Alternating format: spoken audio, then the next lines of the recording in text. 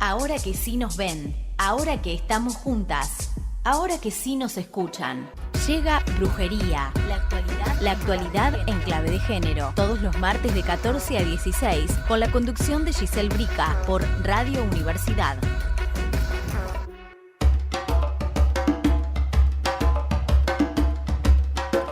Hola, hola, ¿qué tal? Buenas tardes, bienvenidos a Brujería. Arrancamos un poquito más tarde, pero aquí estamos para compartir una nueva jornada después de tanto tiempo, ¿no? Que no nos reencontrábamos al aire de Radio Universidad. Bueno, mi nombre es Giselle Brica, un placer como siempre acompañarles de este lado y me acompaña Meli Manrique en la operación técnica y toda la musicalización. ¿Cómo están ustedes del otro lado? ¿Cómo están transitando esta jornada de día martes ya 9 de diciembre? Vamos a actualizar rápidamente los datos del tiempo. Nos metemos al Servicio Meteorológico Nacional y les cuento que la temperatura en la ciudad de Olavarría es de 26 grados 6 décimas. El cielo está algo nublado, la humedad 51%, el viento del norte a 15 kilómetros por hora y la visibilidad es óptima 15 kilómetros. Para hoy se espera una máxima de 30 grados, el cielo estará mayormente nublado. Bueno, y nos acabamos de enterar hoy temprano por la mañana que ya hay pronosticado una alerta amarillo por tormentas fuertes para mañana por la tarde-noche. Anunciaron desde el municipio de Olavarría, así que bueno, yo hoy un poquito renegaba a la mañana porque no tenemos una semana tranquila. No nos deja una semana tranquila este clima y así venimos, gente. Mañana entonces alerta de tormentas fuertes en la ciudad de Olavarría, alerta amarillo, mínima de 14, máxima de 31 grados. Por la mañana estará parcialmente nublado y para la tarde-noche se prevén tormentas fuertes. Bueno, hoy tenemos un programa muy especial. Hoy me vine muy musiquera porque hay muchas novedades respecto de la música. Hay nuevos discos de la Rosalía, hay documental de Lali. Encontré una perlita que traje para compartirles que tiene que ver con nuestra historia del rock nacional. En realidad es un homenaje al rock nacional, pero por mujeres. Está buenísimo. Lo súper recomiendo, hoy lo vamos a compartir algunas canciones, así que quédense con nosotros y compartiendo Brujería, que la vamos a pasar bien, vamos a seguir reflexionando, vamos a seguir pensando, vamos a cuestionar y a problematizar todo como nos gusta. Hoy vamos a enfocar un poco también el programa hacia el trabajo, ¿sí? Hacia el trabajo y género, y en el marco del Día del Productor y Productora de Radio y TV, también vamos a estar reflexionando sobre el lugar que ocupamos las mujeres y las diversidades en los medios de comunicación. Todo esto y mucho más durante estas 2 horitas que tenemos aquí para compartir en Brujería.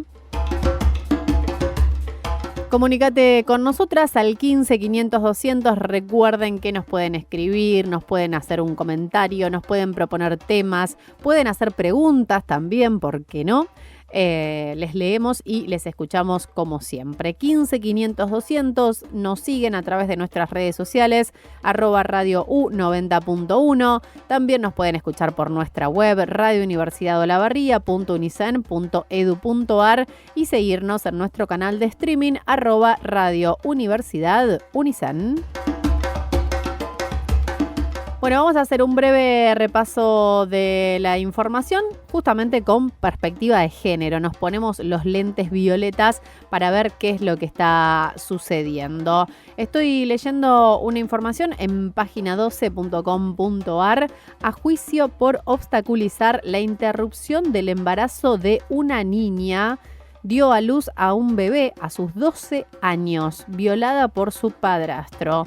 Ella y su madre habían firmado en favor de abortar y en el hospital las convencieron de desistir. Por primera vez, la justicia aplicó la ley de IVE para castigar la obstaculización de una interrupción legal de embarazo. Se trata de un delito nuevo incorporado en el Código Penal cuando se legalizó el aborto. Las maniobras dilatorias afectaron a una niña de 12 años que cursaba un embarazo producto de un abuso sexual. La causa fue iniciada por un defensor de menores que denunció una posible situación de embarazo forzado. La niña había expresado su decisión de interrumpir la gestación y firmado el consentimiento informado, pero terminó dando a luz a la criatura en un parto prematuro. Yo no puedo creer, voy a hacer un paréntesis, voy a abrir paréntesis. Yo no puedo creer que hoy estemos discutiendo si fue o no fue un embarazo forzado cuando estamos hablando de una niña de 12 años. Una niña de 12 años no puede decidir quedar embarazada. No puede decidir, por lo menos consciente y responsablemente, ser madre. Estamos hablando de una niña. Las niñas tienen que jugar. De hecho, bueno, nosotros compartimos una campaña aquí a través de Radio Universidad de Las niñas son niñas y no madres, junto a Socorristas Olavarría, que quizás han escuchado algunos de sus spots. No podemos poner a discutir, no nos podemos poner a discutir si fue un embarazo forzado o no. Evidentemente, esto ha sido producto de una violación, ¿no? O por lo menos de una acción que no fue consciente ni responsable. Pero bueno, hoy nos encontramos, ¿no? con este tipo de situaciones. Igualmente, la cuestión de lo que sucedió tiene que ver con que los médicos y médicas que atendieron a esta niña trataron de convencerla para que tenga a su hijo. 12 años estamos hablando, ¿no? En la investigación se detectaron una serie de prácticas que apuntaron a persuadirla de abortar y se responsabilizó por obstruir el acceso a la ILE a la subdirectora del Hospital Avellaneda de la capital tucumana, el mismo donde denunciaron a Belén, cuya historia cuenta justamente la película de Dolores Fonsi, de la que tanto hemos hablado y hoy también vamos a hablar, porque hay novedades respecto de la película de Belén, ¿sí? Todo pasa en Tucumán, aparentemente, ¿no? Bueno, la médica ofreció una reparación económica para la niña. La querella que llevó adelante la Fundación Mujeres por Mujeres exigió además una reparación comunitaria que consistió en la capacitación de la ley de IVE a todo el personal hospitalario. Una más, deudor alimentario deberá pagar la cuota a través de la factura de luz. Un juez de familia de Santa Fe tomó una decisión inédita para hacer frente al incumplimiento de la cuota alimentaria por parte de padres que desprotegen a sus hijos. Ordenó que la deuda alimentaria figure directamente en la boleta de luz y que, si no se paga en su totalidad, se corte el suministro. La medida busca asegurar que los derechos de los niños se cumplan sin depender de la voluntad del deudor.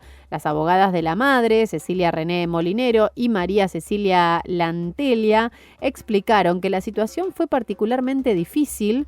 Hace meses que no paga ni la cuota alimentaria de la ex esposa ni la de sus hijas, indicaron.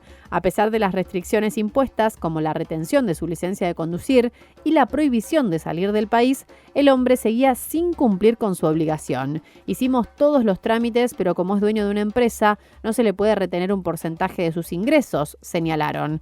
El juicio por alimentos comenzó en septiembre de 2024 y tras más de un año de falta de pago, el juez resolvió que la deuda se cobrará a través de la factura de luz.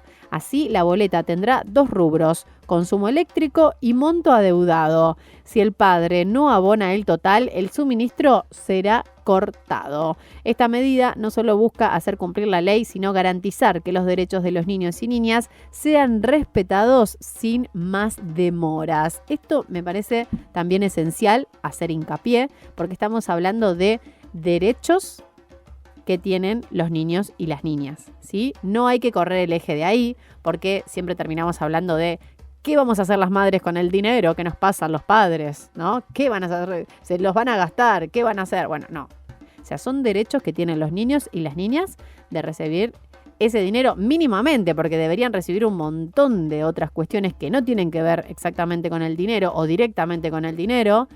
Pero como esos padres no se hacen responsables, bueno, se les pide esta famosa cuota alimentaria, entre comillas, que hoy también ya se está debatiendo de si es correcto, ¿no? Esa terminología. De hecho, ya muchos abogados, abogadas, abogades utilizan otra definición, ¿no? Para hablar de cuota alimentaria o de este dinero que tienen que hacerse cargo, ¿no? Los padres respecto de sus hijos. Bueno, me parece genial la decisión que ha tomado este juez, que entonces directamente, como este progenitor no se hacía cargo, no se le podía extraer de su recibo de sueldo la cuota alimentaria, lo hicieron a través de la factura de luz.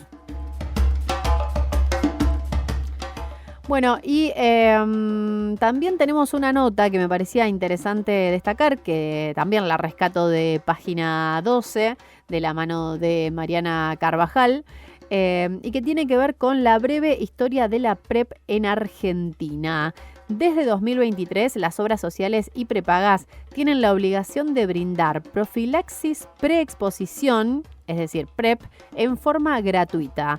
Pero, según los datos del presupuesto 2026, podría terminarse esta distribución. Bueno, hace poco estuvimos conmemorando el Día de la Acción, ¿sí?, contra el VIH, y estuvimos hablando justamente de estos derechos que hemos conseguido con muchas luchas y salidas a la calle y poner el cuerpo y demás en la Argentina, que hoy en este contexto, ¿no?, liberal que propone este gobierno de Javier Milei, se ven tremendamente afectadas, ¿no? El acceso, por ejemplo, a los métodos de anticoncepción, estamos hablando del preservativo, algo sumamente básico y que además es la única barrera que tenemos para mantener relaciones sexuales y cuidarnos de, por ejemplo, las enfermedades de transmisión sexual, entre las que se incluiría el VIH, ¿no? Pero también, bueno, estos derechos o estas profilaxis que también podíamos conseguir de manera gratuita, bueno, se están limitando, ¿no? La PrEP llegó por primera vez a la Argentina en 2018 a través de un estudio. Desde entonces su administración se aprobó y federalizó. La reciente publicación del presupuesto 2026 encendió las alarmas. ¿Se termina la distribución de la PrEP en Argentina? Bueno, la profilaxis preexposición es una estrategia preventiva que constituye la administración de antirretrovirales a personas seronegativas en riesgo de contraer VIH.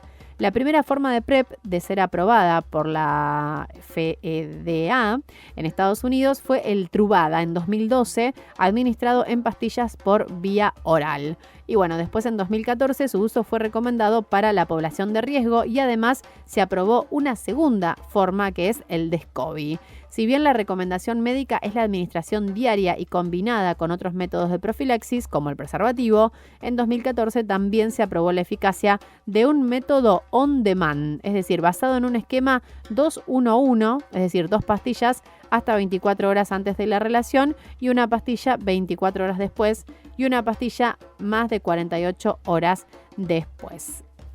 Así, la PrEP pasó a formar parte del imaginario colectivo de la comunidad LGBT como un método preventivo que circulaba ampliamente en el norte global, pero del cual en el sur aún se sabía poco y nada. Bueno, esta nota, como les contaba, cuenta un poco la historia de las PrEP y cómo finalmente llegan a la Argentina. Pero bueno, lo que veníamos contándoles, ¿no? Parece ser que actualmente en la Argentina no están disponibles, pero a la par en otros países se utilizan y con la misma opción de una inyección cada 6 meses, una inyección cada 2 meses o incluso en forma de comprimidos. Bueno, son métodos, como hablamos, que tienen que ver con la prevención.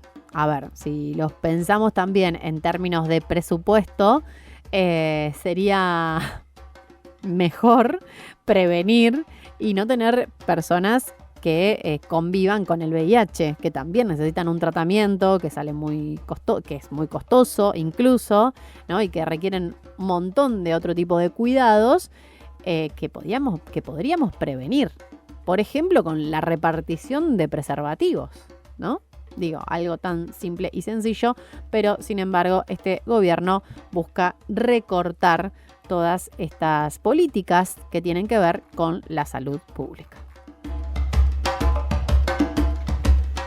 Bien, compartíamos entonces algo de información rápidamente para arrancar brujería del día de hoy. Recuerden, nos escriben al 15 500 200 si quieren dejarnos su opinión, su comentario o lo que tengan ganas de compartir con nosotras, incluso, ¿por qué no?, pedir alguna canción. Nuestras redes sociales también habilitadísimas, @radio U90.1. Vamos a la música y después volvemos con nuestra primera entrevista. Hoy vamos a estar hablando de trabajo y género, con esta propuesta que me parece increíble y que se llama Grow, que realiza asesorías, sensibilizaciones y consultorías a organizaciones en el abordaje integral de la perspectiva de género, tanto en los espacios de trabajo como en los productos y servicios que realizan. Vamos a la música y al regreso charlamos sobre Grow, trabajo y género.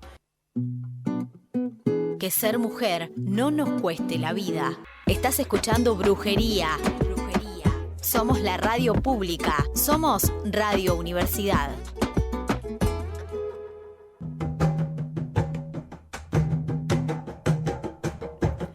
Seguimos acompañándoles aquí en Brujería. Recuerden que estamos en vivo transmitiendo desde la Facultad de Ciencias Sociales. Y rápidamente nos vamos a meter en nuestra primera entrevista del programa. Una entrevista que hace rato tenía ganas de compartir y de contarles este gran trabajo que está llevando adelante Grow, que, como les contaba al inicio del programa, realizan asesorías, sensibilizaciones, consultorías a organizaciones en el abordaje integral de la perspectiva de género, tanto en los espacios de trabajo como en los productos y servicios que realizan. Está genial la propuesta y por eso ya estamos en comunicación telefónica con Carolina Garber, que es responsable de relaciones con gobiernos regionales y sector público. ¿Cómo estás, Carolina? Bienvenida, buenas tardes. Hola Giselle, ¿cómo estás? Muy bien, ¿cómo están por ahí? Todo muy bien por acá, te agradecemos que te hayas tomado estos minutos para dialogar con nosotros y bueno, invitarte a que nos cuentes en principio de qué se trata Grow, cómo surge.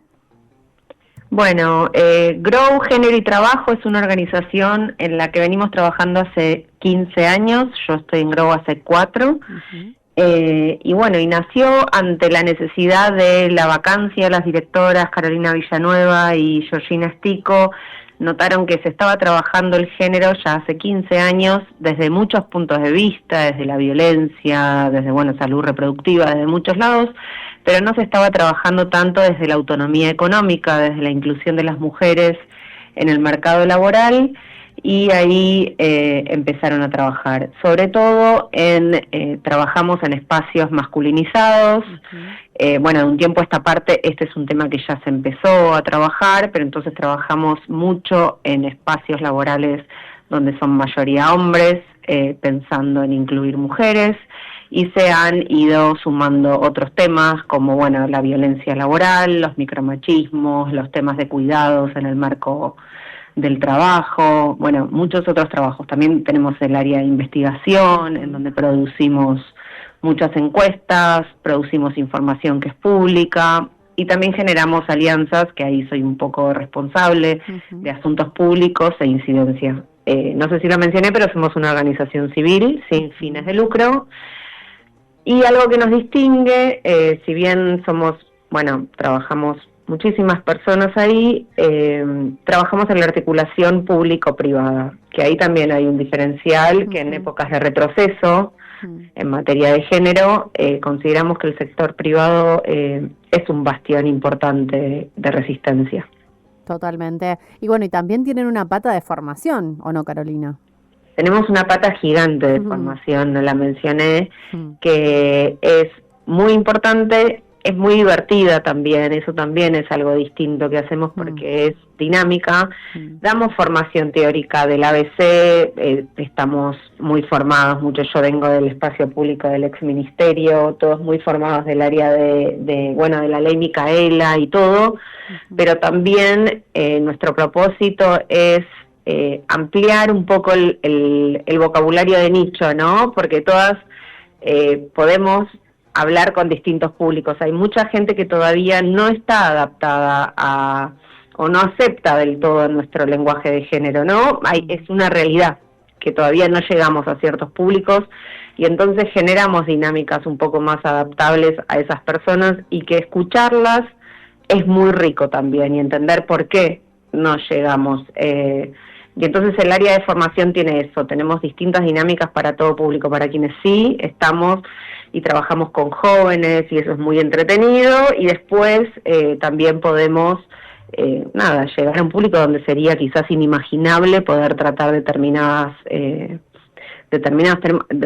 temas. Tenemos un área muy importante de LGBT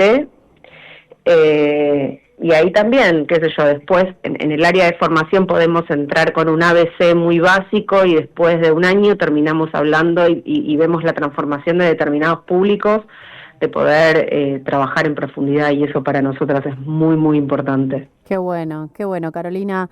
Y contanos esto, develanos el misterio, porque bueno, recién nos hablabas que trabajan con ambientes muy masculinizados. Bueno, sí. ¿Cómo se ingresa allí la perspectiva de género? Es muy difícil, la verdad. Depende en dónde, ¿no? Y la perspectiva de género se ingresa, bueno... Igual imagino que hay como un interés, ¿no? Porque, digo, les consultan o las contratan, ¿no? A veces hay, mira, hay un interés. A ver. A veces hay un interés y a veces una obligación. A veces hay una obligación porque si tienen fondos de cooperación internacional en empresas grandes, tienen una obligación de hacerlo porque hay una cláusula de... tener perspectiva de género en la empresa, entonces ahí hay una obligación. Sin embargo, siempre vemos que hay un interés al final, o una resistencia, que también es un interés, ¿no? Lo importante es movilizar. Y ahí te agrego otra área más que tenemos en Grow y que tiene que ver con el área de masculinidades, que tenemos a un gran referente de Argentina que es Lucho Fabri, y que empezamos, genio total, y que empezamos a trabajar con masculinidades específicamente. Y ahí es interesante porque en esto de ampliar el debate también lo que nos dimos cuenta es que una de las resistencias es, bueno, lo que vemos también a veces a nivel nacional, que es no nos tienen las mujeres que venir a decir lo que tenemos que hacer. Y entonces el enfoque es ver, bueno, cuáles son las dificultades de los hombres ante esta agenda. Y ahí de nuevo no negociamos nuestros valores, pero entramos desde otro lado. Y eso, esto que me consultás de, bueno, cómo se mete la agenda, son distintas estrategias de incidencia. No cambiamos la agenda, sino la forma de entrar. Y lo que vamos notando es que, sí, siempre están esas personas que son sumamente disruptivas y que pueden llegar a arruinar en algún punto, no es que la arruinan del todo, pero que pueden llegar a dilatar una formación y todo, pero que siempre terminan teniendo un buen resultado porque no son la mayoría y en general quedan fuera en offside dentro de una formación. Y algunos procesos son más lentos, sin duda, tanto en el espacio, porque nosotros trabajamos también mucho con organizaciones públicas, en esto que yo te digo que a veces hay fondos que vienen de afuera, sobre todo en organizaciones públicas también, y que tienen que dar estas formaciones. Y bueno, es generacional también, ¿no? Perdón que hable, pero antes era generacional. Hace unos años veíamos que era, en estos 15 años, que era generacional y decíamos, bueno, es gente grande que piensa así, es muy difícil que cambie, y algo novedoso, y que quizás ustedes también lo están viendo, es que ahora es generacional. Sí. De los grandes y de los jóvenes. Sí. Y ahí sí también es otra forma de encarar que estamos conociendo y que estamos viendo cómo se habla, porque es otra forma, ya no es el tío de la mesa de Navidad inimputable, es un discurso distinto.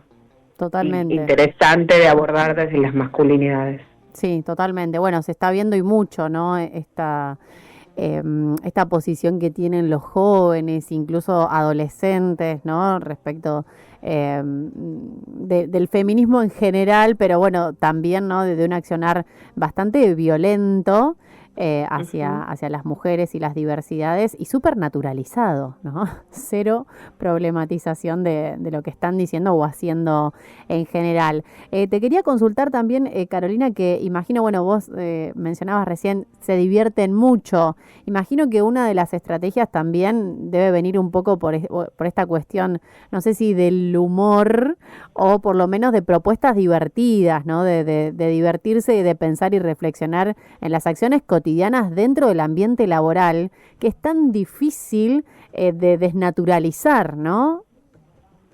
Sí, cuando digo que nos divertimos mucho no es todo color de rosa, lo que nos pasa a los feminismos es un contexto que en los últimos 2 años fue muy duro, no quiero decir que vivimos eso en una burbuja, al contrario, es esto que decís que armamos estrategias, que somos un equipo en el que la peleamos de esa manera y que sí, es armar, es reinventarnos en la manera en la que hablamos hacia afuera. Si ven las campañas de comunicación, no dejan de tener una estrategia de comunicar lo más accesiblemente posible a personas que quizás están un poco agotadas o cansadas de esta pelea que veníamos dando y bueno, sostenerlas de alguna manera. Entonces, la diversión no es de la manera frívola que lo quiera presentar, sino que tiene que ver con buscar nuevas estrategias de sostenernos. Y sí, y las dinámicas laborales son siempre lo más didácticas posibles. Las formaciones las hacemos a veces como el juego de la vida, entonces las cuestiones de privilegio las tratamos de presentar no bajando línea ni generando culpa de que la persona tiene un trabajo formal, en esto de que trabajamos mucho con empleos calificados, ¿no? Sea en el sector público o privado. Son personas que en ese momento están sentadas en un escritorio y que cobran un sueldo y seguramente están en blanco. Entonces no es una cuestión de bajar línea de qué privilegiados que son, sino de manera didáctica decir, bueno, en dónde empezaron cada una y cada uno de ellos, de manera de, por ejemplo, un juego de la vida, y decir, bueno, qué tuvo que suceder para que cada persona esté en el lugar en el que está, y que la reflexión la hacen para adentro y después debaten. Es interesante ver cómo evoluciona en una formación de 2 o 3 horas, sin que nosotras tengamos que ir a decir, ven, ustedes están sentados ahí, por eso. Claro. Son estrategias, estrategias que vamos generando y eso es divertido en el equipo también, ir reflexionando, eso más allá del mensaje que quizás una lo tiene más teórico para dar. Tal cual. Carolina, bueno, nos llega un mensaje y nos hacen preguntas nuestros oyentes. Dicen, buenas, admirable trabajo para promocionar la inserción de mujeres en ambientes laborales. Creo útil trabajar en diferenciar de manera más precisa las diferencias de características y capacidades entre géneros. ¿Coinciden en eso? ¿Lo trabajan de alguna manera? Nos dicen, existen hombres desempeñando trabajos que por formación o características del género lo hacen de una manera muy precaria, nos dicen por acá.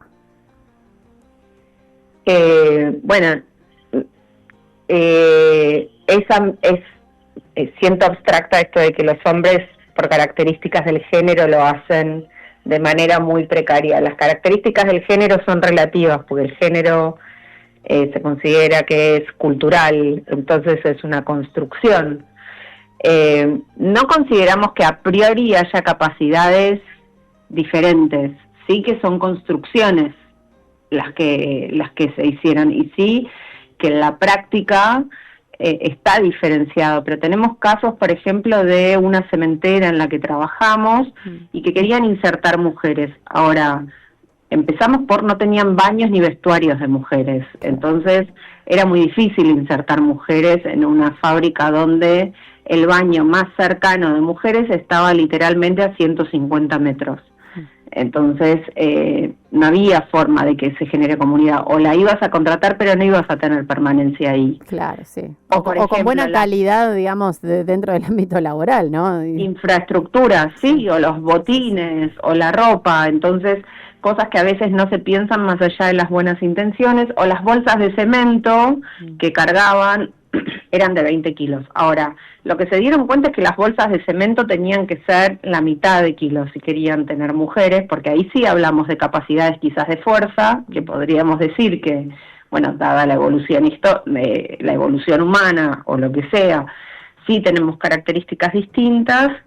Sin embargo, eso fue en beneficio de todos, porque los hombres lo estaban haciendo, pero se rompían la espalda. Entonces lo que vemos es que a veces, al incluir a mujeres en espacios masculinizados, es en beneficio de todo. O una cuestión cultural en la que yo estuve era cambiar en el baño para que sea unisex, porque bueno, no podían construir un baño en el corto plazo, y lo que se daban cuenta es que bueno, no tenían, y eso sí es bien cultural, dónde colgar las toallas, o que el baño empezó a ser más higiénico, o que los hombres se insultaban menos entre ellos porque consideraban que no estaba bien adelante de una mujer. Entonces la convivencia mejoraba.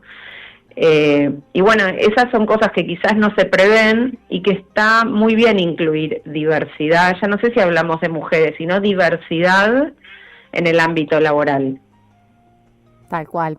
Y en relación a este tema, Carolina, ¿cómo ves también el acceso que tienen las mujeres a puestos jerárquicos, ¿no? Que también es algo que se suele debatir mucho, que los feminismos también lo ponemos en debate, digo, este famoso techo de cristal, en donde más allá de que las mujeres tengamos muchísimas capacidades para acceder a esos puestos, o incluso estamos a veces, ¿no?, mucho más formadas de personas que están ocupando esos lugares, pero no accedemos, o si accedemos también lo hacemos, por ejemplo, con un sueldo menor del que le pagarían a un varón, o con algún tipo de limitación para poder desarrollar efectivamente esa tarea. ¿Cómo lo ven ustedes desde Grow? Sí, efectivamente hay distintas variables que limitan esto. A veces es un techo de cristal o a veces es lo que nosotras llamamos escaleras rotas, que tiene que ver con cuando estamos, hasta un determinado momento estamos parejas en el crecimiento laboral, y que tiene que ver con hasta los 30, y mucho tiene que ver con la maternidad. Hoy la maternidad está cambiando en estos muy últimos años, porque está bajando mucho la tasa de natalidad, pero hasta hace muy poco tiempo tiene que ver con la tasa de natalidad, donde por cada hijo que las mujeres tenemos, vamos dejando nuestro trabajo, y cuando nos vamos reincorporando, también nos reincorporamos en trabajos mucho más flexibles, hasta que, llegado quienes tienen el tercer hijo, no se reincorporan en muchos casos, porque volver al trabajo no reditúa los gastos que podría tener, o porque no pueden directamente con la logística de 3 hijos. Entonces la llegada a liderazgos puede tener, por un lado, las tareas de cuidados, que es un tema muy importante y en el que estamos tratando los feminismos, al que estamos atendiendo todo lo que se puede, y por otro lado también tiene que ver con los sesgos dentro de las organizaciones, claro que sí, donde, como vos decías, a igual calificación muchas veces se los elige a los hombres, también por esto mismo que yo te digo, porque se considera que las mujeres estamos más complicadas a la hora de atender a nuestra familia, no solo a nuestra familia, porque si bien está bajando la natalidad, a partir de determinada edad también somos quienes más nos ocupamos de los mayores. Sí, claro. De los no solo de nuestros mayores, sino también muchas veces de los padres de nuestras parejas. Entonces, somos quienes resolvemos. A igual puesto, por ejemplo, con nuestras parejas, si alguien se tiene que quedar en la casa porque vuelve el plomero, muchas veces, porque tiene que venir el plomero, muchas veces es la mujer. Entonces, a la hora de crecimiento, son los varones. Si te preguntan si vas a tener hijos, o si tenés hijos, o te descartan en el momento de si tenés que hacer algún tipo de viaje, si tenés hijos, sin preguntarte.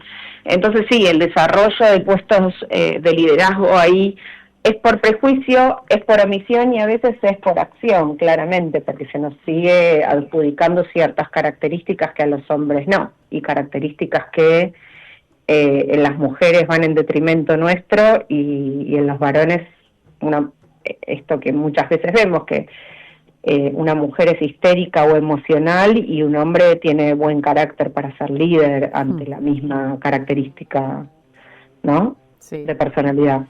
Sí. Carolina, una más, y yo te quiero hacer 25.000 preguntas, pero no nos queda mucho tiempo. Ojalá que en otra ocasión nos podamos reencontrar aquí en el aire. Pero bueno, también otra de las cuestiones que seguramente abordarán ustedes desde Grow tiene que ver con las violencias, ¿no? En el ámbito laboral. Y quería preguntarte, bueno, también, ¿no? ¿Cómo han visto, ¿no? A lo largo de estos años desde Grow el avance o el retroceso de las violencias en el ámbito laboral y en la construcción de los diferentes protocolos para actuar, ¿no? Ante esos casos de violencia laboral? Bueno, desde Grow la verdad es que si bien vimos algún tipo de reticencia, por ejemplo, en términos de formación, de sentar a los equipos y esto que yo te decía de más libertad quizás por parte de los varones de hablar de nuevo o de permitirse decir ciertas cosas que hasta hace un par de años no se permitían respecto de mujeres y diversidades. Uh-huh. Los temas de violencia siguen siendo temas de agenda porque sigue siendo inevitable que sucedan, ¿no? Entonces, seguimos atendiendo muchísimo y las empresas siguen armando protocolos. Y las denuncias siguen estando, por suerte. No hubo repliegue en ese sentido. Eso fue una batalla ganada y eso está buenísimo. Y seguimos atendiendo muchísimos casos de eso.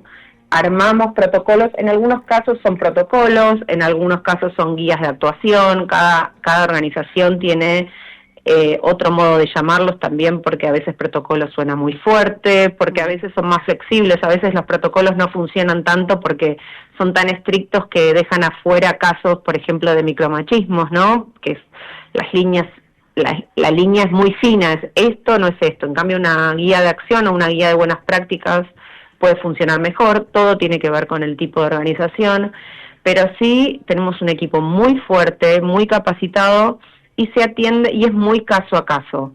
Es muy interesante, nos capacitamos todo el tiempo en esto nosotras también, y también tenemos contención, porque cada caso también impacta. Y sí, por suerte, eso es algo que dentro de este contexto nos da muchísima satisfacción, que se sigue trabajando en eso.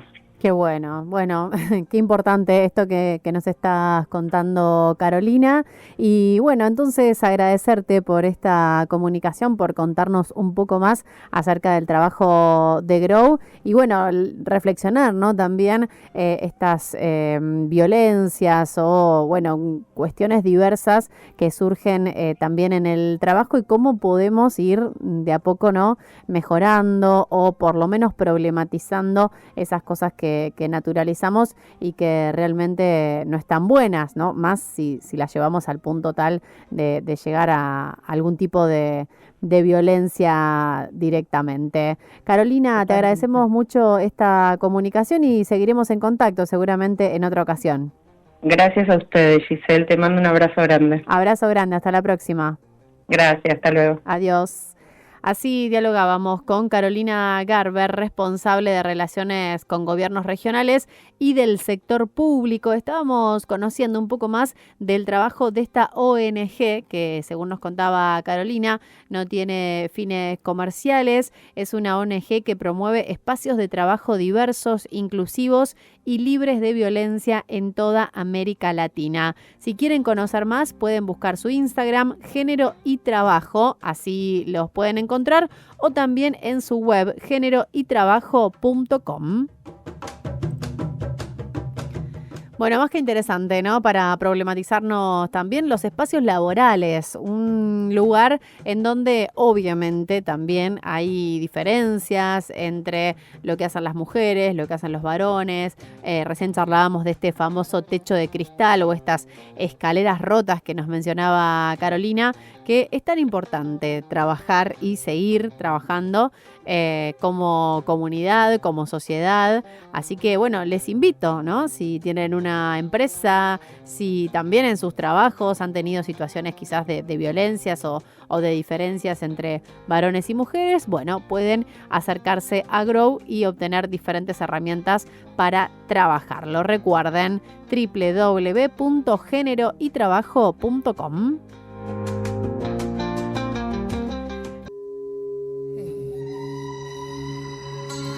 Brujería. Brujas somos y tribu vamos. Por Radio Universidad. Bruja. Despierta.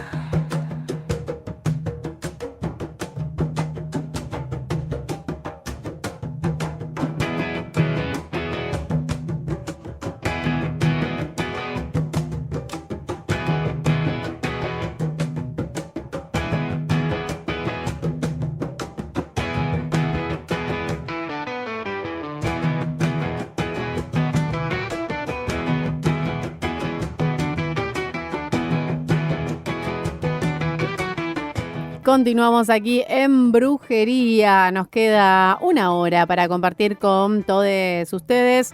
Recuerden que se pueden comunicar al 15 500 200, seguirnos en nuestras redes sociales @Radio U90.1 y también en nuestro canal de streaming @Radio Universidad Unisan.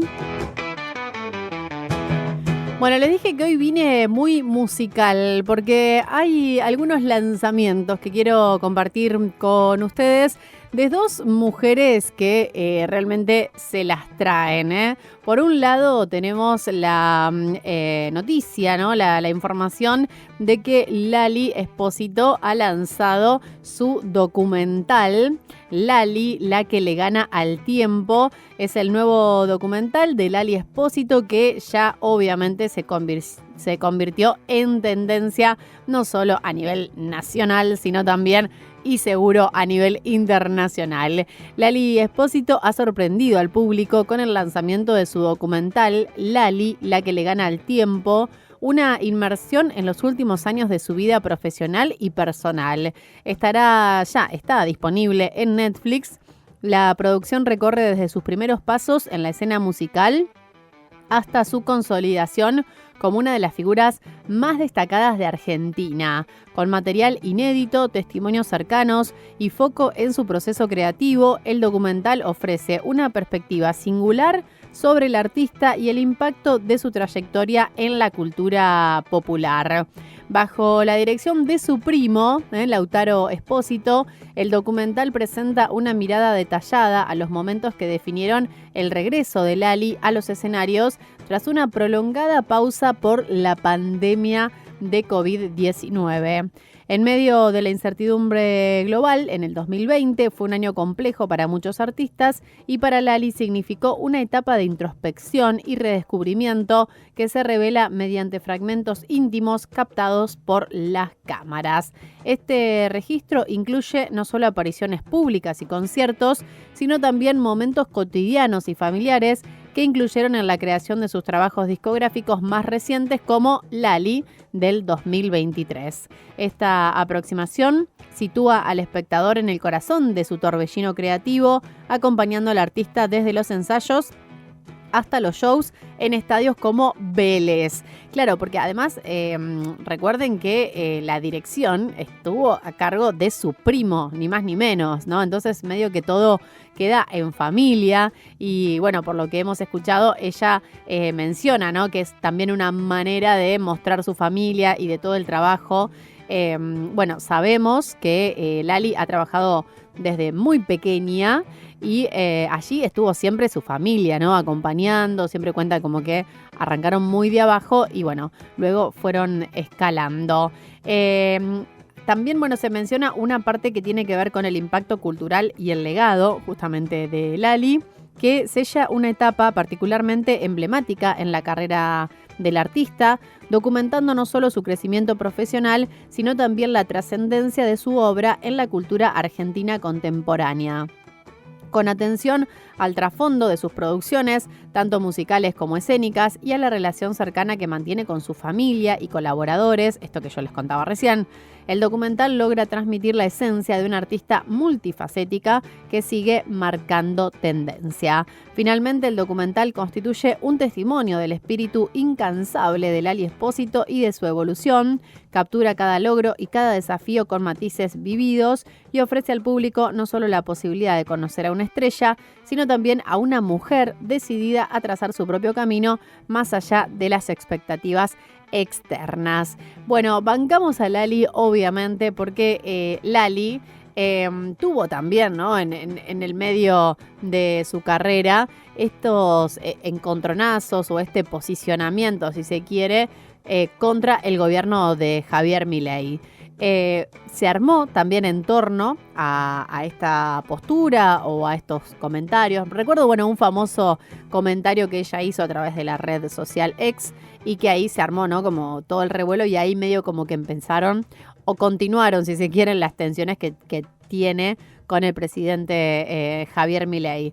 Pero lo que me interesaría destacar es que Lali, como también otros artistas, pero lo destaco en Lali porque eso, ¿no? Ella es joven y es mujer, además, porque hay otros artistas que se han referido al presidente y han hecho diferentes críticas, pero no se los atacó o no se ensañó el presidente con otros artistas, sino con Lali en particular, ¿no? Una mujer joven, ¿no?, con todo lo que ello implica. Pero me parecía importante también destacar, y no sé cómo decirlo exactamente, sin utilizar una palabra que lo describa concretamente, pero sin, digamos, tenemos que dejar de demonizar esta cuestión de lo político, ¿no? Estamos como en un momento en que no queremos hablar de política, o no politicemos todo, no hablemos de política. Bueno, a ver, los artistas no pueden hablar de política. Yo vengo a escuchar sus canciones y no quiero que me hablen de política. Bueno, a ver, gente, tenemos que hacernos la idea y entender que todo es político, que todo es política. Por otro lado va la militancia, eso es otra cosa, pero todo es política. Y hacer arte es también política, y es tomar decisiones, y es elegir qué decimos y qué no decimos, qué compartimos y qué no compartimos. Y al ser una figura pública también toman acciones o tienen responsabilidades, ¿sí? Así que todo es político y los artistas también tienen un accionar político. En este caso, Lali se hace muy cargo y por eso la bancamos. Vamos a escuchar, si les parece, el tráiler del documental de Lali Espósito, Lali, la que le gana al tiempo. Escuchamos. Un aplauso para Lauti, que nunca hizo esto, está nervioso, dice. Hace como un... Como el Ricky Martin. Como el de Ricky Martin, dale. Dale, estamos, dale. ¿Ya estás? ¿Cómo empezamos a trabajar juntos? La pyme familiar, primer videoclip de Lali a bailar, yo siendo asistente. Pero vos no dirigías, claro. No, asistente de cámara, recién terminaba el colegio. La escuela. Haciendo todo a pulmón, catering hecho por mi madre. Y después fuimos haciendo esas pequeñas cositas, backstage, fotos. Bueno, es loco porque ya de los inicios estabas en la parte de la intimidad del proceso. Realmente eras el que entraba al camarín, nos filmaba, nos sacaba fotos, y siempre tuviste en este proyecto, en el detrás. Como la licencia de poder entrar a un camarín y decir, hola, prima. Y esto fue una decisión tuya también, digámoslo a la gente. Sí, me acuerdo que había visto un par de documentales y dije, esto hay que hacerlo con Lali, que la gente pueda entender quién es. Y encaramos con el disco nuevo, que ni siquiera era un disco, eran 3 canciones. Yo no imaginaba en el momento que íbamos a hacer un documental. Imaginaba que íbamos a convertir algo en redes, capaz, de la intimidad del estudio, pero no imaginaba una película como esta. No puedo defender un punto con vehemencia, chicos. No. Debe ser todo que no te sientas tocadita la cola, porque te pone muy nerviosa que te diga que no se te entiende un carajo cuando te estás explicando. más lindo de trabajar con Laucha, me gusta que le digamos Laucha. Lo más lindo de trabajar con Lautaro Espósito, Lautaro Santiago Osvaldo se llama en realidad. También quisiera que la gente lo sepa. Que es una persona extremadamente sensible y cuando uno habla de arte piensa que es como si, bueno, obvio que un director tiene que ser sensible. Pues no. Sos muy, muy, muy sensible y creo que esta película, más allá del vínculo que tenemos nosotros, es tan bonita como es porque vos tenés ese corazón tan amable. Y vos que yo soy maravillosa. Sí, creo que nuestro vínculo desde bastante tiempo se basa en la honestidad. Que yo siempre te dije que solo esto funciona si nos decimos la verdad y este es un intento de seguir trabajando hacia eso. Sí. ¿Cuesta separar? ¿A vos te cuesta? ¿No se separas más? ¿Puede ser? No me cuesta porque intento mirarlo de afuera como, bueno, Lali Mariana flaquito y Lali música. Me es fácil entender que el domingo comemos un asado, pero que también el domingo se puede prender y estamos haciendo un setlist de otra cosa. Siento que capaz lo más difícil es, como todo esto que fue exponerse bastante, como que sí que no. Desnudos estamos. Sí. Estamos totalmente desnudos. Al final es un documental que hicimos nosotros, que trabajamos juntos y que somos familia, pero es un documental de toda la familia. Está mi madre, están mis hermanos, están nuestros sobrinos. Un poco es un homenaje a quienes somos todos nosotros, más que vos y yo, digamos, como separándonos como director y artista. Creo que también es un gesto a nuestra familia, como ya hicimos algo re lindo con quienes somos todos nosotros, ¿no? Lo más real que pudimos. Sí, sí. Amigos, amigas, Lali aquí, Lautaro Espósito, director de Lali, la que le gana el tiempo. Documental que ya está en Netflix, vayan a verlo, no se lo pierdan.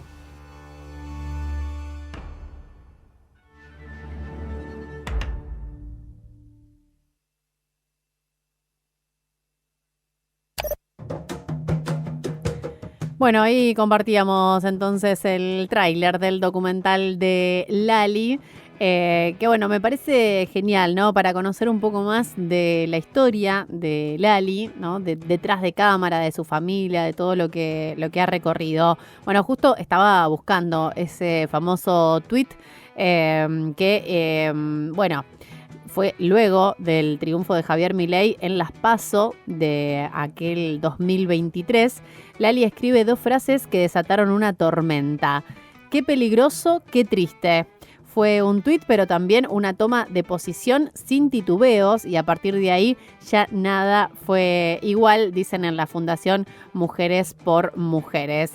La película muestra el momento en el que esa sensibilidad se convierte en voz pública, el instante en el que la estrella pop decide no correrse del debate, aun cuando la marea podía volverse adversa. No fue la primera vez que se manifestó Lali, Ya había estado del lado de la IBE, de la comunidad LGBTIQ+, de las pibas que gritan ni una menos, de quienes denuncian femicidios y violencias cotidianas. Su voz no apareció de repente metida en la política, venía entrenándose en las calles. La gran pregunta que suele rodear a estos procesos aparece nítida en el film. ¿Un artista pierde o gana cuando se posiciona políticamente? La respuesta está en la pantalla, el avance de los discursos del odio, las fake news y los ataques sistemáticos del presidente y su espacio no hicieron más que multiplicar el apoyo hacia Lali. En tiempos de liderazgos en disputa, Lali estuvo ahí, no pidió ocupar ese lugar, pero cientos de miles de jóvenes lo vieron vacío y la pusieron justo en el centro. Porque hay artistas que cantan y otras que además dicen, y cuando lo que se dice interpela, moviliza y politiza, el escenario deja de ser solo un escenario y se convierte en territorio. Bueno, quería cerrar también con esta cuestión de lo que venimos hablando, ¿no? Si está bien que los artistas hablen de política o no, o que, bueno, nada, manifiesten sus sentimientos, sus pensares y, digamos, se hagan cargo también de su rol como figuras públicas, pero de una manera responsable, que es lo que decimos siempre. Así que vayan a ver el documental de Lali Espósito, que seguramente debe estar muy bueno. Yo todavía no lo vi, pero seguramente en estos días lo esté viendo y por supuesto les contaré qué me pareció. Lali, la que le gana al tiempo, ya en Netflix. Bueno, y tenemos un lanzamiento más, porque de lo que está hablando el mundo entero, lo que se está hablando en la Argentina es que está la Rosalía, que ha venido a la Argentina, ha venido a presentar su nuevo álbum y está revolucionando la escena musical, ¿sí? Bueno, este fenómeno de Lux, que es luz, que significa luz, en griego. El álbum de la Rosalía, después de 3 años de suspenso y más de 42 millones de visualizaciones en Spotify, en 2 días todos los temas del disco en el top global. Bueno, desde luego hay algunas críticas, pero hay más elogios que críticas, por lo menos lo que yo he visto. Bueno, hay muchas críticas respecto de la voz, si hace bien la voz de soprano o si no, si hace algo verdaderamente nuevo o no, si pronuncia mal los 13 idiomas en los que canta. O sea, una mujer se pone a cantar en 13 idiomas diferentes y la critican, ¿no? No van a alabar que, mirá qué grosa, 13 idiomas diferentes. No, la critican, porque si lo dice mal, no sirve. En este caso, bueno, no importa tanto cómo coloca la voz o si es nuevo lo que hace, sino que logra ha logrado, ¿no?, que su disco sea furor, como les vengo diciendo, que tiene un montonazo de visualizaciones y de reproducciones, que ha llegado al top global con la mayoría de sus canciones. Y lo que está genial de la propuesta de Rosalía es que ella estuvo investigando muchísimo. Estuvo investigando un montón para concretar este disco, para desarrollarlo. Estuvo investigando sobre vidas de mujeres que revolucionaron de alguna manera la música.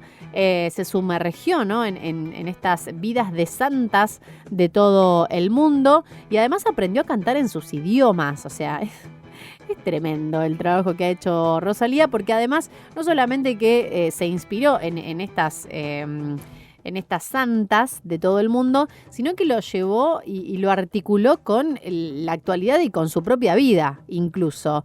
Así que, bueno, para mí es una obra maestra el disco de Rosalía. Yo lo estuve escuchando, me parece hermosísimo. No sé si ustedes también lo han escuchado, qué les pareció. Si quieren dejarnos su opinión, lo pueden hacer, por supuesto, al 15 500 200. Somos las nietas de las brujas que no pudieron quemar. Somos la radio pública. Somos Radio Universidad.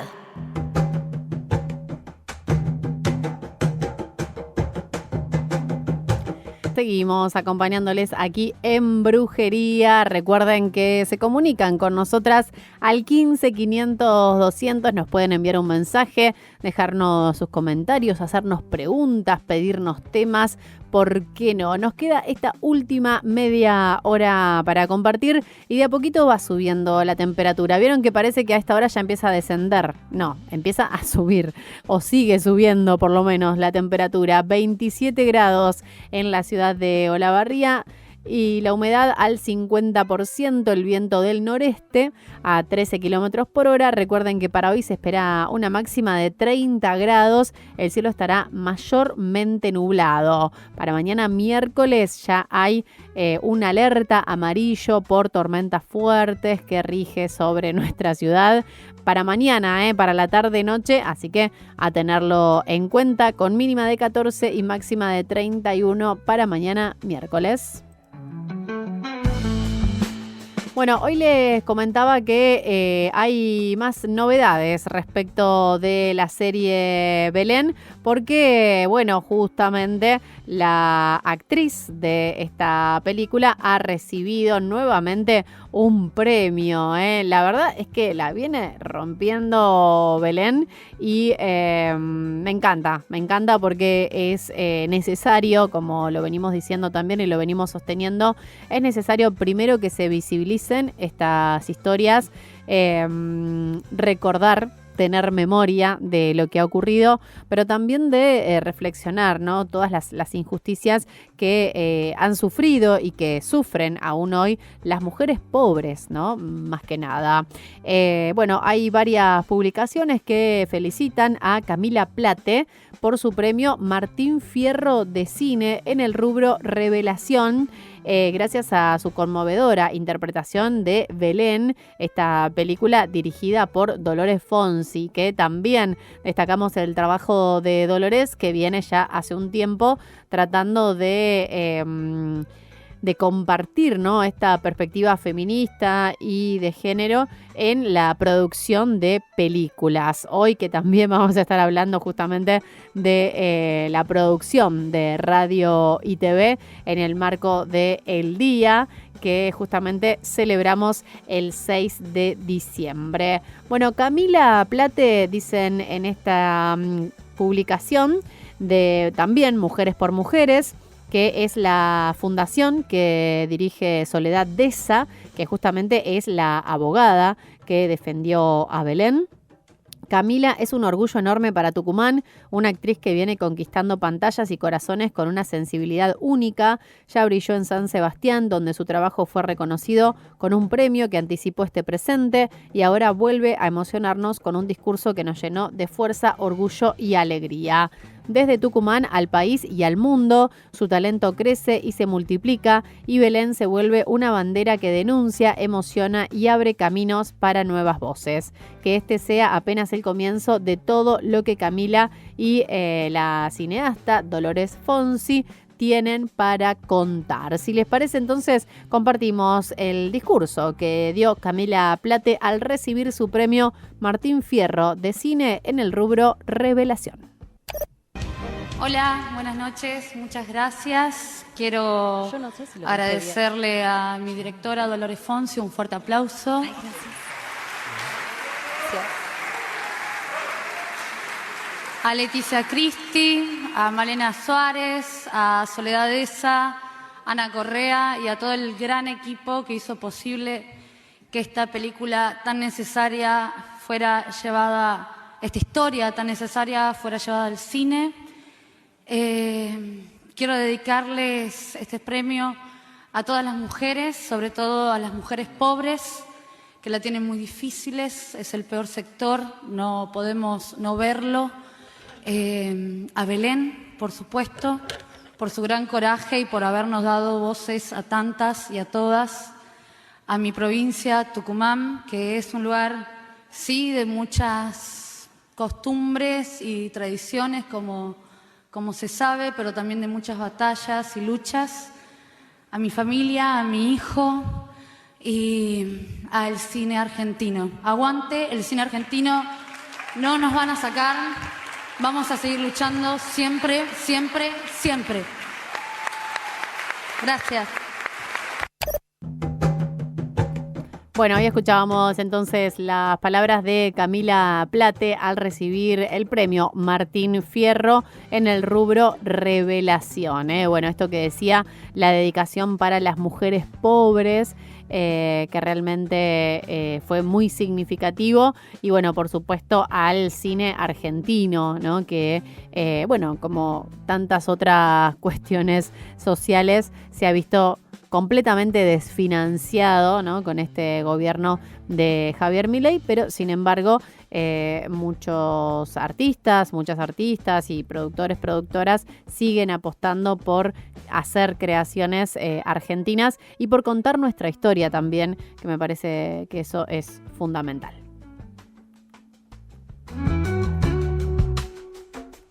Bueno, vamos a la música y al regreso vamos a ver si podemos contactar con nuestra siguiente entrevistada. Un lujazo también que nos damos aquí en Brujería. Vamos a estar hablando con Sandra Migens, que es licenciada en Comunicación Social, especializada en redacción y radio, periodista en Radio Nacional Paraná y en radios universitarias de Entre Ríos. Es docente del Diplomado de Género y Derechos Humanos de la Universidad Tecnológica Nacional, autora de muchos libros sobre periodismo, salud, género, poder judicial. Es consultora en comunicación con perspectiva de derechos y género para organismos nacionales y municipales, y además integra la Red de Periodistas con Visión de Género de Argentina y el primer foro entrerriano para la plena implementación de la ley de la ILE y de la IBE. Así que es una genia total. Con ella vamos a estar reflexionando, como les contaba,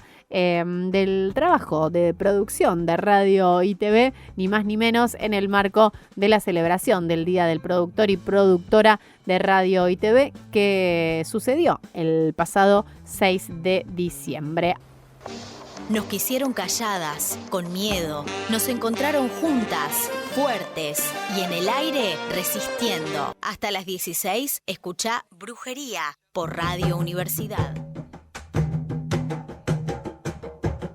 Espero que lo estén pasando muy pero muy bien. Para mí también es un gusto enorme reencontrarnos cada martes para analizar la actualidad con perspectiva de género. Y les estuve comentando al inicio del programa del día de hoy que el pasado 6 de diciembre se celebró en nuestro país el Día del Productor y de la Productora de Radio y Televisión. Y como nosotras acá nos damos estos espacios de debates, de reflexión y analizamos todo con perspectiva feminista y de género, dije, ¿por qué no hablar también de nuestro rol, de nuestra profesión de productores, productoras también de radio y televisión, en donde la mujer tuvo que ir abriéndose espacio, tuvo que ir haciéndose lugar e incluso, aunque tenían esos espacios y ocupaban esos lugares,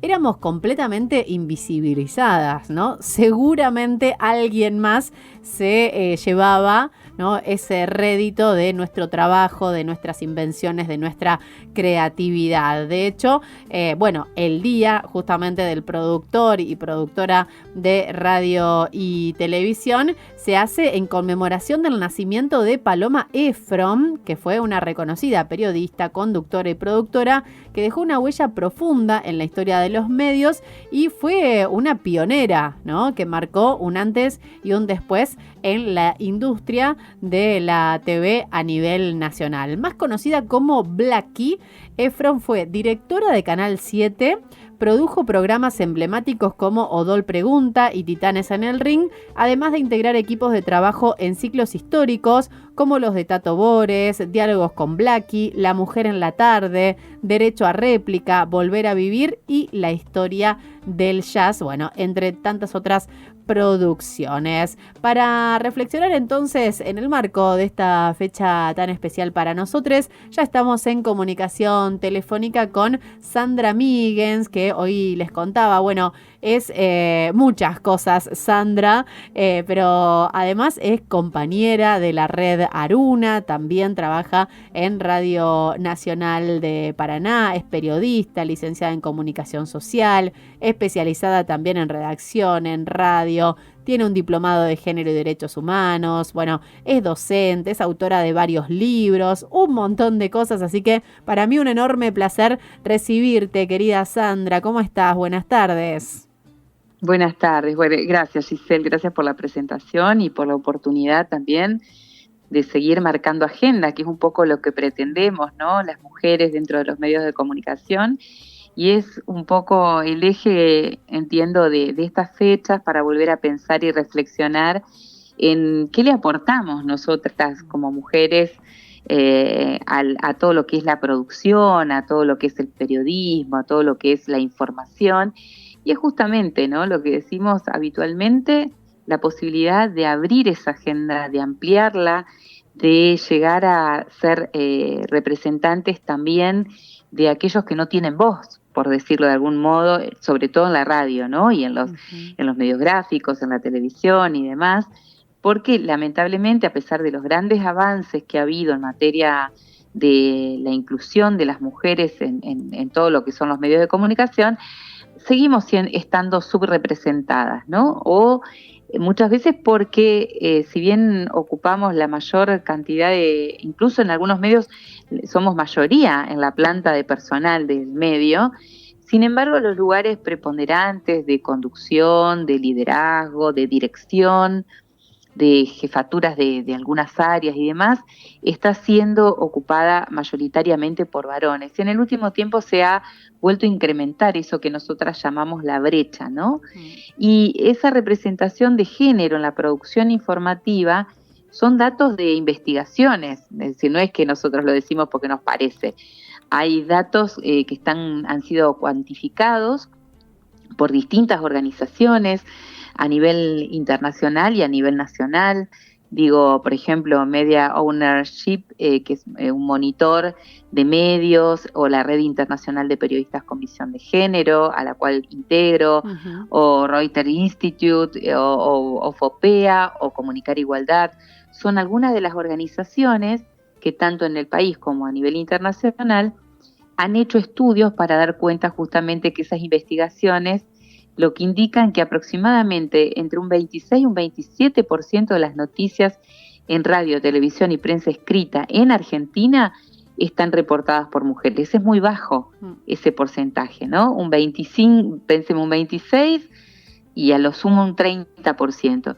Y a pesar de haber más mujeres también estudiando comunicación, que se han recibido de periodistas, la proporción de mujeres en cargos de decisión, como estaba señalando, de edición, de dirección o conducción, sigue siendo muy inferior en relación a la cantidad de varones que hay, ¿no? Entonces me parece que la presencia femenina sigue siendo minoritaria en la producción de contenidos, y eso cambia justamente el enfoque que muchas veces se le da a las noticias, a los temas que tratamos, cómo lo abordamos, y también a la participación como fuente experta.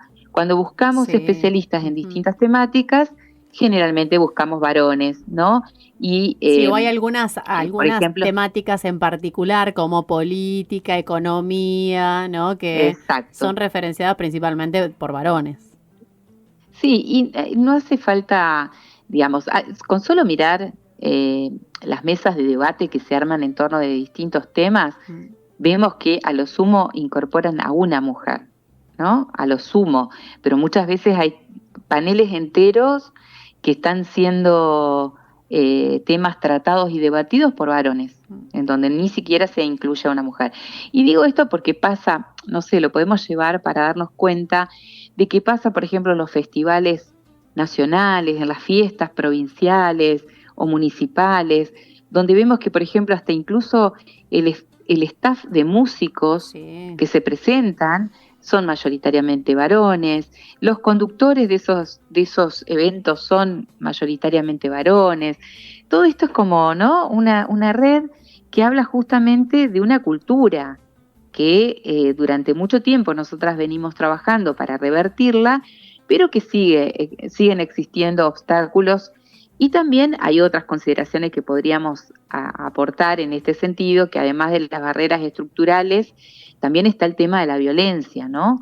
Que muchas veces se da en estos ámbitos, y en ese sentido, tanto Amnistía Internacional como el estudio realizado por Comunicar Igualdad revelan que muchas mujeres periodistas, productoras y distintos roles que cumplimos en los medios de comunicación, estamos siendo agredidas con distintas manifestaciones de violencia psicológica, institucional, económica, la violencia digital, que está lamentablemente tan al alcance de la mano en este momento, el acoso sexual y otras formas de hostigamiento que también tenemos que tener en cuenta en este pantallazo panorama que podríamos hacer de nuestro 2025, nuestra realidad actual, ¿no? Entonces, en este sentido también hay que marcar que ese tipo de violencia, que ha sido denunciado en innumerables veces, tenemos casos emblemáticos en nuestro país, como el de Pedro Brieger, en donde periodistas argentinas logró organizarse para dar cuenta de esa situación, bueno, que han mostrado cómo este es un problema grave, ¿no? Y donde también la violencia digital incrementa justamente esa situación de agresión al ser víctimas de insultos, de amenaza, de troleo, de videos, de la fake news, ¿no? De videos realizados con inteligencia artificial, por el simple hecho de hostigar y amenazar a alguna periodista, alguna mujer, alguna productora que está haciendo su trabajo. Y esto justamente condiciona nuestra labor. Totalmente. Y también en muchos casos puede llevar al abandono de la profesión. Hay compañeras que han renunciado al cargo que tenían justamente porque se vieron tan afectadas en lo que les estaba pasando, que debieron renunciar a ser jefas de de edición de género en algunos medios, y esto realmente muestra, ¿no? Además de todo lo que generalmente comentamos, que hay un techo de cristal también, y que aunque hay mujeres trabajando,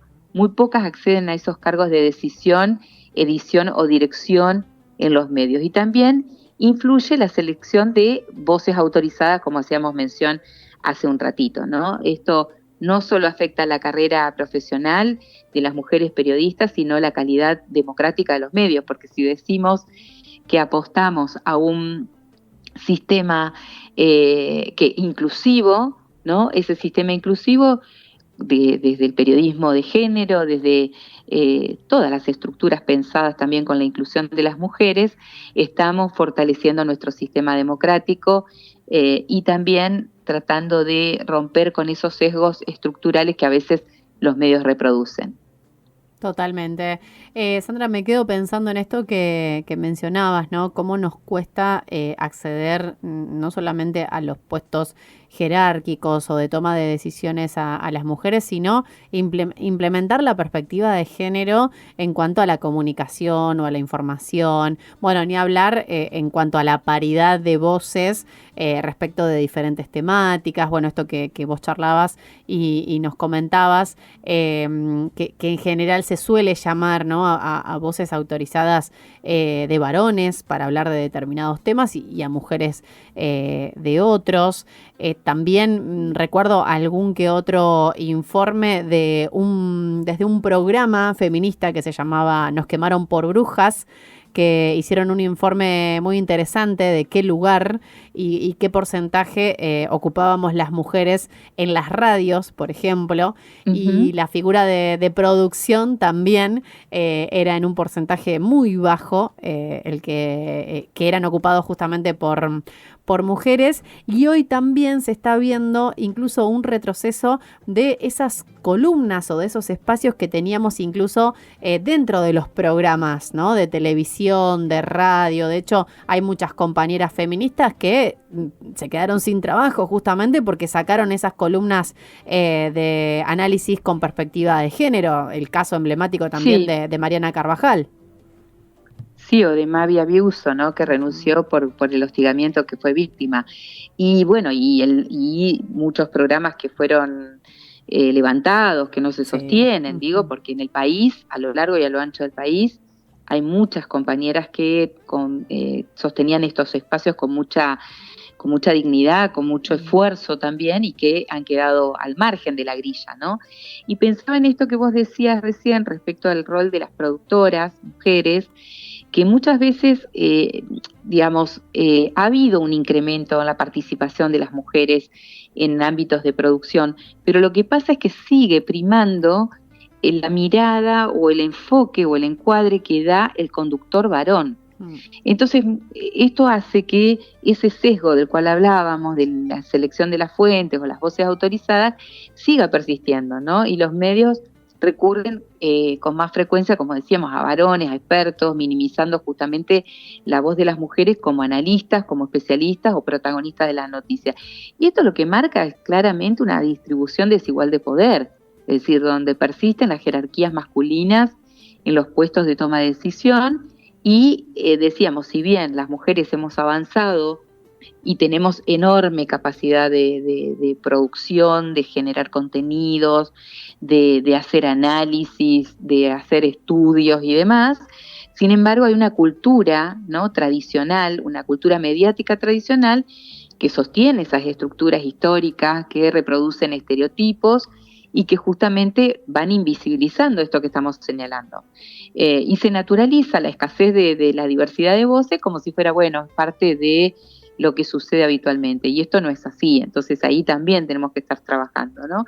Y después otra realidad que nosotros como comunicadores, comunicadoras, periodistas, hablamos poco de lo que nos pasa, solemos hablar más de todo lo que pasa en otros gremios, en otros sindicatos, la situación de trabajadores de otras y trabajadoras de otros ámbitos, ¿no? Pero la precarización laboral es un dato de la realidad actual de los medios de comunicación en la Argentina que marca también, es un obstáculo, y la falta de apoyo institucional, ¿no? Entonces eso también va marcando este retroceso del cual estamos dando cuenta y que desalienta la participación o la inclusión de las mujeres, porque bueno, muchas buscan otras fuentes de trabajo que les sean más rentables y que les permita vivir dignamente.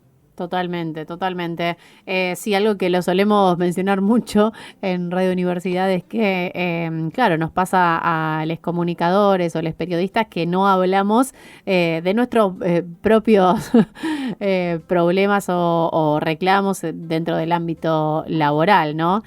¿Quién cuenta lo que nos pasa a nosotros y de qué manera también, ¿no? Porque a veces ni siquiera tenemos el espacio en nuestros propios programas, así que me parecía más que interesante tener esta conversación, esta reflexión y dar a conocer también estas cuestiones que nos atraviesan como productores, como productoras de radio y de TV, pero también como comunicadoras y periodistas. Y preguntarte ya para cerrar, Sandra, bueno, a modo de reflexión, ¿cuáles pensás entonces que serían los desafíos, ¿no?, a afrontar dentro de nuestros trabajos o profesiones, ¿no? ¿Cómo hacemos para ocupar esos espacios, para imponer o para por lo menos, ¿no?, posicionar una agenda con perspectiva de género? Yo creo que hay varios puntos en relación a eso. Primero y principal, me parece que tenemos que seguir trabajando en red. Uh-huh. Cuando las periodistas y las comunicadoras y las productoras nos nucleamos y armamos redes, esas redes nos permiten perfeccionar y mejorar muchísimo nuestro trabajo y además sostenernos en estas luchas, ¿no?, que son luchas y derechos que tenemos conquistados, pero que a la vez cada día los tenemos que salir a poner sobre la mesa y a exigir que se cumplan, ¿no? A defender, exactamente. Eso por un lado. Por el otro lado, creo que también es otra exigencia que tenemos como comunicadoras y comunicadores, es la necesidad constante de seguir formándonos y sensibilizándonos sobre estas temáticas, que parece, a veces creemos que ya tenemos aprendido algunas cuestiones, pero todo el tiempo estamos reformulando estos planteos. Y eso hace que todo el tiempo estemos teniendo que formarnos, que estudiar, y también porque me parece que ese es el gran desafío del periodismo en su conjunto, en todas las temáticas, ¿no? Poder aportar una mirada crítica hacia todos los órdenes. Y en este sentido, bueno, sabemos que estamos trabajando, nuestra materia prima son las cuestiones humanas, así que más que abordar ese desafío que es lo que se mueve como desarrollo humano y demás, para tenerlo ahí al alcance de la mano y entender que esas dinámicas todo el tiempo nos están planteando nuevas alternativas y nuevas formas de mirar. Así que creo que son como dos puntos, ¿no? El hecho de seguir formándonos, el hecho de seguir trabajando en red y el hecho también de plantear algunos protocolos que tienen que ver más con el trabajo interno en nuestros medios de comunicación para tratar de que eso se respete y se sostenga en todas circunstancias, ¿no? Entonces, para ir alcanzando mejores estándares de trabajo, de calidad, y alcanzar justamente lo que nosotras y nosotros buscamos, sobre todo en las radios universitarias, las radios alternativas, las radios con una perspectiva de derechos, que es ahí seguir ahondando y profundizando en esta perspectiva de un periodismo humano. Totalmente de acuerdo. Sandra, muchísimas gracias por esta comunicación y bueno, seguimos en contacto y en red articulando. Gracias, Giselle, muchísimas gracias porque siempre es un placer para mí poder contactarme con compañeras, con equipos de distintos puntos del país y creo, estoy absolutamente convencida que esa es la forma, ¿no? Ese es el camino, así que muchas gracias por esta comunicación. A vos, abrazo grande, hasta la próxima. Hasta pronto. Bueno, así dialogábamos con Sandra Míguez de Entre Ríos, ¿sí? Una compañera de Radio Universidad, pero allí del Paraná, licenciada en Comunicación Social, especializada en redacción, en radio, es docente, diplomada en Género y Derechos Humanos, autora, bueno, de varios libros, consultora en comunicación, integra la red de periodistas con visión de género en la Argentina y, bueno, tantas otras muchas cosas más. Con ella dialogábamos y reflexionábamos de la participación justamente de las mujeres en la producción de radio y televisión en el marco del Día del Productor y Productora de Radio y TV que se celebró el pasado 6 de diciembre. Les digo esto y ya cerramos el programa porque nos quedan 2 minutos para alcanzar las 16, pero bueno, justamente hoy se está compartiendo un informe sobre la presencia femenina en la prensa. Es una investigación, ¿no? Que se desarrolló desde el proyecto Monitoreo Global de Medios 2025 en Argentina. Se trata de la mayor iniciativa de investigación sobre la presencia de mujeres en los medios, tanto en las noticias como en la producción y difusión de ellas, que se replica cada 5 años desde 1995. A lo largo de 30 años, este proyecto ha recopilado datos de más de 160 países y, bueno, justamente hoy se están presentando los resultados del último relevamiento realizado este año en el país. Bueno, la verdad que los datos son importantes. Por ejemplo, la presencia de mujeres como sujetos de la noticia creció 7 puntos en relación al relevamiento anterior del 2020, alcanzando el 31%, aunque el avance es muy lento y queda muy lejos de la paridad. En los portales digitales se registró una disminución en 4 puntos, llegando apenas al 20%. Los datos de Argentina son levemente mejores que los que registró el monitoreo a nivel mundial, donde las mujeres representan el 26% de las personas que aparecen, se escuchan o se mencionan en las noticias tradicionales y el 29% en los sitios web de noticias. Bueno, obviamente hay más información al respecto, pero seguramente lo estaremos abordando en el próximo Brujería aquí por Radio Universidad, así que no se lo pierdan. La invitación de siempre, que nos volvamos a escuchar el próximo martes a partir de las 14 horas aquí por Radio Universidad. Ya llega En Avenidas. Hoy no llegamos a hacer el pase porque se nos hizo muy tarde, perdonen compas, pero bueno, allí está Martina Machado, Lucas Woldrick, que se están preparando para recibirles y disfrutar de este gran programa de En Avenidas. Así que quédense conectados al 90.1 del dial a Radio Universidad. Gracias Meli Manrique en los controles y la operación técnica. Mi nombre es Giselle Brica. Nos reencontramos el próximo martes a las 14 para hacer brujería. Que la pasen lindo. Chau.